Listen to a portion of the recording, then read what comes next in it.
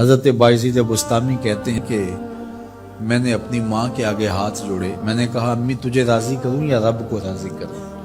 تو اپنے حق مجھے معاف کر دے، اللہ کو میں راضی کر لیتا ہوں۔ ماں نے کہا جاؤ پتر میں اجازت دیتی ہوں۔ گئے جنگلوں میں، ذکر و فکر میں لگے رہے، تنہائی میں اس کو یاد کرتے رہے، دن رات ذکر کے چراغ روشن رکھے۔ 12 سال گزر گئے حق کی تلاش میں۔ ایک دن واپس بستام کے قریب سے گزر رہے تھے، خیال آیا چلتے چلتے ماں کو سلام کر جاؤں۔ دروازے کو دستک دینے لگے تو اس خیال نے ہاتھ روک لیا کہ ساری زندگی ماں کو سکھ تو دیا کوئی نہیں، اب دکھ بھی کیوں دینے لگے؟ رات کا ایک پہر بیت گیا ہے، سردیوں کی لمبی رات ہے، ماں بستر میں لیٹی ہوگی، تیرے لیے اٹھے گی، دروازہ کھولے گی۔ دروازے کے ساتھ ہی لگ کے بیٹھ گئے اور ساری رات کاٹ دی، اس خیال سے کہ ماں کو تکلیف نہ ہو۔ جب سحری کا وقت ہوا تو اندر سے جو نالی آتی تھی اس نالی سے پانی آیا، سمجھ گئے میری ماں تہجد کے لیے اٹھی ہے اور وضو کا پانی ہے، تو فوراً دروازے پہ دستک دی۔ اندر سے آواز آئی بیٹا بایزید میں ابھی آئی۔ مائیں بیٹوں کے دستک کے انداز سے جان لیتی ہیں یہ کس بیٹے کے ہاتھوں کا لمس ہے۔ 12 سال کے بعد آئے، دستک دی، کہا بیٹا بایزید میں ابھی آئی۔ ماں کی تو نگاہیں ہی دروازے پہ رہتی ہیں۔ اللہ اکبر۔ کہتے ہیں کہ ماں نے دروازہ کھولا، 12 سال جنگلوں کی خاک چھانتے بیت گئی تھی، پراگندہ صورت، بکھرے ہوئے بال، پھٹے ہوئے کپڑے۔ میری ماں کی جب نگاہ میرے پہ پڑی تو اس کی چشمان سے موٹے موٹے آنسو ٹپکنے لگے، اور اس نے ایسے ہاتھ پھیلا کے کہا مالک میرا بیٹا بایزید تیری طلب میں نکلا تھا، تو نے ابھی تک اسے اپنا قرب نہیں دیا؟ حضرت بایزید بستامی کہتے ہیں 12 سال کی ریاستوں سے جو کچھ نہیں ملا تھا ماں کے اٹھے ہوئے ہاتھوں سے مل گیا۔ میں نے کہا مالک میں تجھے کہاں ڈھونڈ رہا ہوں، تو کہاں موجود ہے؟ تو ماں باپ کی رضا اللہ کی رضا کا دروازہ کھولتی ہے۔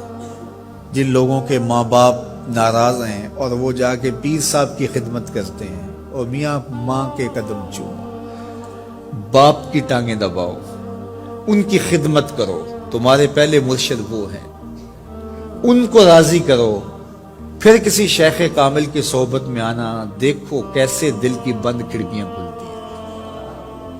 ایک مرشد تو ناراض کر آئے اور دوسرے مرشد سے تمہیں کیا ملے گا؟ تو راستہ یہیں سے کھلے گا۔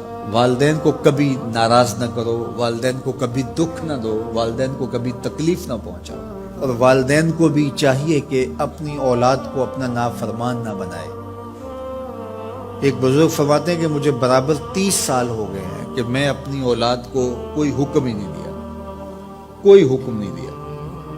کوئی چیز مجھے چاہیے بھی ہوتی ہے تو میں بصیغہ امر نہیں کہتا، بلکہ ایسے ہی بات کرتا ہوں۔ پانی چاہیے تو یہ نہیں کہتا بیٹا پانی لے کر آؤ، میں ویسے ہی کہتا ہوں پیاس لگی ہوئی ہے، تو اگر وہ سمجھ جائے اور وہ خود لے آئے تو اچھی بات ہے، لیکن اگر وہ نہ لائے تو میں نے اس کو حکم ہی نہیں دیا، امر ہی نہیں کیا، تو اس امر کی مخالفت ہی لازم نہیں آئے گی۔ تو کہا 30 سال برابر گزر گئے ہیں، میں نے اپنی اولاد کو حکم نہیں دیا کہ کہیں وہ میری نافرمان نہ ہو جائے، کیونکہ اگر وہ نافرمان ہو گئی پلے کچھ نہیں رہے گا۔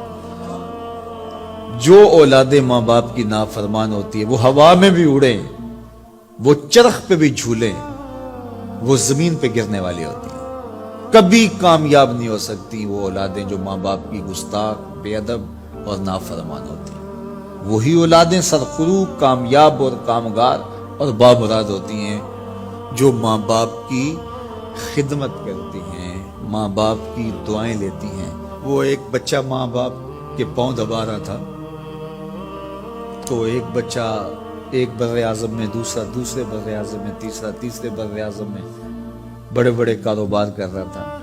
تو کوئی اس کا دوست ملنے آیا، اس نے کہا کہ اس نکمے کو بھی کہیں بھیج دو، فلاں جو ہے وہ یورپ میں ہے، فلاں امریکہ میں ہے، وہاں اتنی بڑی کمپنی اس نے کھولی ہوئی ہے، اس نکمے کو یہاں بٹھایا، اس کو بھیج دو، یہ تو نکمہ کسی کام کا نہیں۔ کہا یہ نکمہ ہی تو میرے کام آ رہا ہے، کہ نکمہ ہی تو میرے کام آ رہا ہے۔ تو اولاد خوش نصیب ہے کہ اپنے ماں باپ کی خدمت کرے اور ان کے ساتھ حسن سلوک کرے۔